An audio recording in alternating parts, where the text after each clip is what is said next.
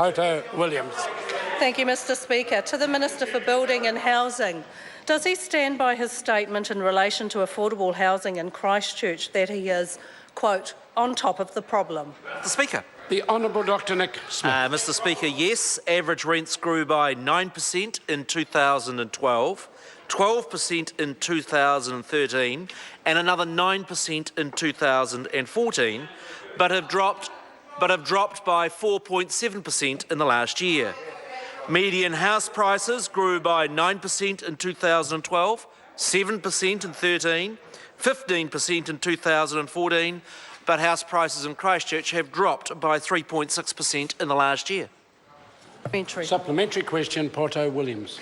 Why did he say he was encouraged by affordable housing figures for Canterbury when his housing accord has failed to meet its own target of 25% of new houses being affordable in all but one of the last 6 months?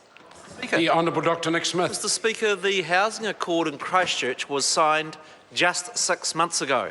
An important part of it is the change in the district plan that has not yet occurred.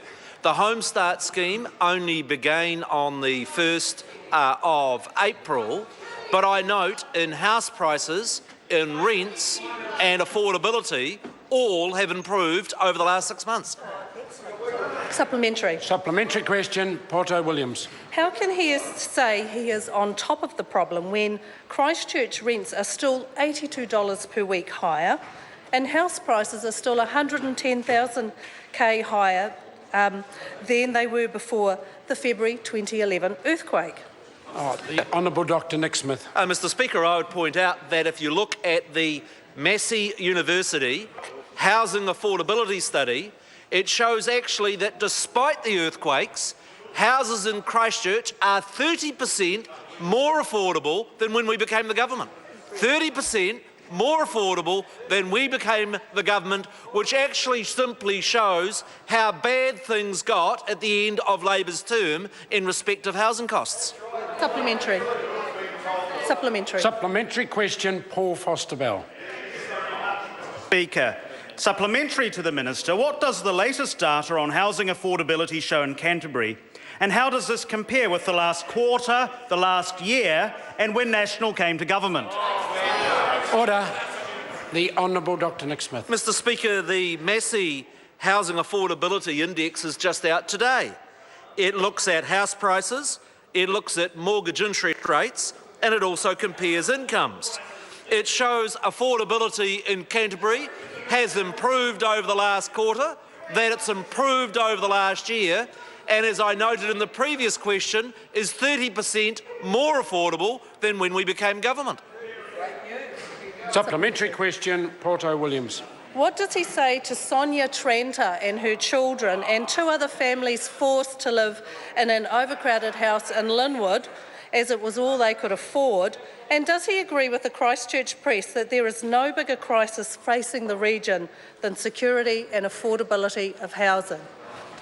Honourable Dr Nick Smith. Mr Speaker, I would say 2 things. Firstly, to the woman and family concerned, is that if she looks at all of the data, rents, house prices and housing affordability, things are significantly better than after 9 years of a Labor government.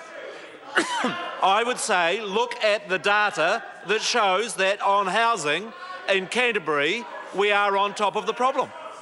Supplementary. Supplementary question, Poto Williams. Which of the 5 excuses he gave the press has the most credibility? When he disputed that there was a 25% target, when he challenged Labor's figures which turned out to be correct, when he incorrectly claimed he was exceeding the target, when he said it was too early to draw conclusions, or when he tried to blame the council? Speaker. The Honourable Dr Nick Smith. Mr Speaker, I simply draw to the members' attention that rents in Christchurch over the last year have dropped by 4.7%. If we look at house prices in Christchurch over the last year, they have dropped by 3.6%. That is an improvement in affordability, and I don't know what the member's problem is. And that concludes questions for oral answer.